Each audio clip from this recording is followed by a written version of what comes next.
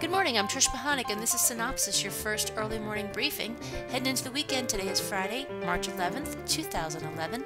Here are today's top stories. Well, Ellen Barkin will try her hand at television with the NBC pilot A Man's World.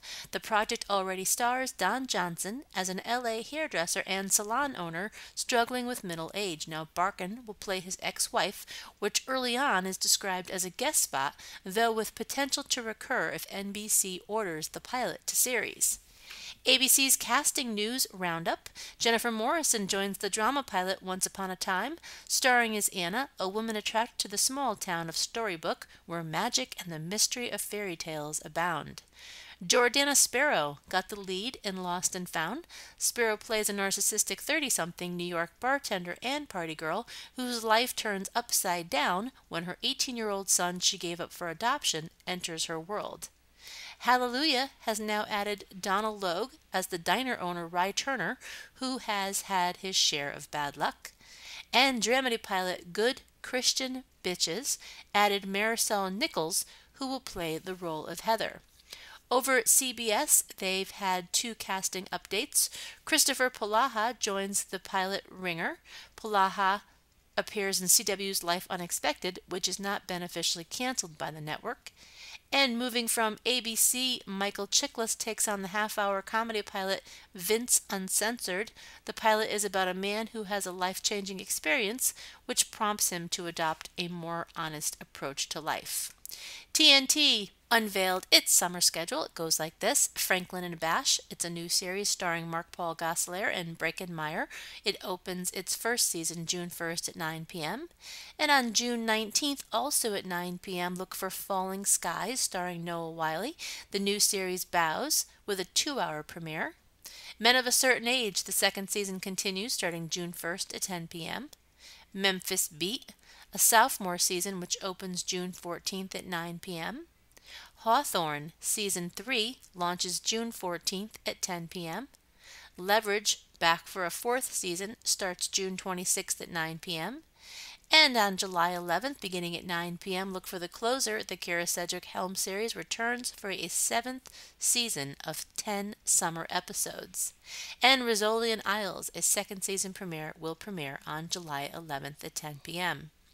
From the producers of Planet Earth and Life comes a new 6-episode series, Human Planet, highlighting the human species. 2 episodes will air each night on April 10th, 17th, 24th from 8 to 10 p.m. And Keira Knightley will lend her voice for Tinker Bell in Sci-Fi's upcoming live-action television movie Neverland, a prequel to J.M. Barrie's Peter Pan. Some upfront 2011 National Geo channel. Here are some of the offerings for a full schedule. Please visit Cynopsis.com, of course. Alaska Wingmen. This series is about the pilots who transport critical supplies and rescuing the lost and injured in areas where only planes can reach. Drugs, Inc. Nat Geo goes inside the drug market business, following the trail starting with a farm and ending with a dealer. History Cold Case. A group of forensic investigators examine historical artifacts and relics of people who lived through some of the greatest moments in history. And Rocked.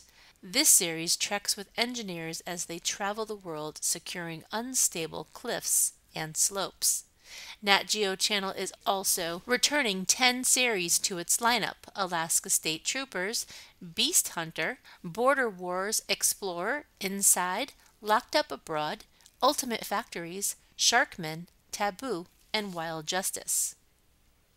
And upfront 2011 for Nat Geo Wild. Here are some of the offerings for a full schedule. Please visit Cynopsis.com. Dog Whisperer with Cesar Millan. The famous Dog Whisperer is back on Nat Geo Wild with a new season of challenging dog cases.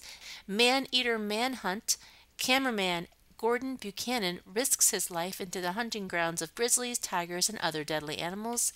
And Philly Undercover, a specialized team of Philadelphia police officers use high-tech surveillance equipment to protect man from himself going into dog-fighting rings, illegal exotic pet traders, and dealers. Nat Geo Wild brings back 3 series: Caught in the Act, Dangerous Encounters, and Swamp Men.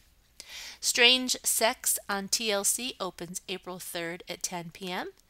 And kids who want their workaholic parents to spend more time at home take shape in the new OWN series Kidnapped by the Kids, debuting April 4th at 9 p.m. Cooking with locally sourced ingredients, referred to as the locavore movements, is the focus of a new three-part series, In Search of Food, premiering on Ovation May 10th at 8 p.m. And Wednesday's 10 p.m. season premiere of MTV's The Real World Las Vegas averaged 1.7 million total viewers. Meanwhile, over at the Outdoor Channel, they've picked up the outdoor program The Bassmasters, slated to begin March 28th. And to wrap it up today, some MIP-TV 2011 news. Memphis, the 2-hour 2010 Tony Award-winning Broadway musical, will be presented by the Fremantle Corporation at the MIP-TV Marketplace in high def. And Sundance Channel made an exclusive deal with Passion Distribution to represent its non-fiction programming outside the U.S. Hi, I'm John Cox, and this week I want to talk about USA Network's show White Collar. What makes White Collar so unique from all the other shows on TV is that while most of the dramas are dealing with guns and murders, White Collar deals with art, jewels, and cons. Like most of the shows on the USA Network, White Collar is a light-hearted drama that has compelling stories and very, very likable characters. This is not to say that these shows don't have tense moments or some real high drama, it's just that they're not dark by design. And while other networks try to duplicate this formula, none of them come close to the success that USA Network has had. White Collar is much like the show It Takes a Thief, starring Robert Wagner and Fred Astaire, where people use their intelligence instead of guns. I also like that the two main characters are smart. There are too many shows on TV where one star spends his time cleaning up the mess that the other star creates. The only problem with this show that's worth pointing out is that our star con artist, who is supposed to be suave and brilliant, is in fact a little boring. He dresses nicely and he has all the right moves, but he does lack the charm that would bring this show to a whole different level. But with that being said, White Collar is still one of the best light dramas on television. I'm John Cox, and that's just my own opinion. Thanks for watching.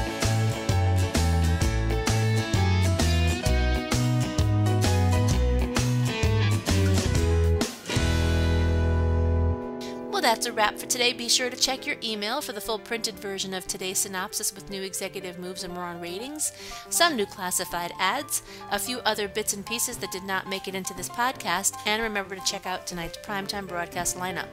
This is a Synopsis Media production in association with 311 West. For Cynthia Turner, who wrote and compiled Synopsis in Connecticut, I'm Trish Pahanik. I'm gonna have a good day. Even if I make it myself, I'm gonna have a good day. I don't need no one else. I'm gonna have a good day. Nothing wrong I could do. I'm gonna have a good day. Hope you have a good day too.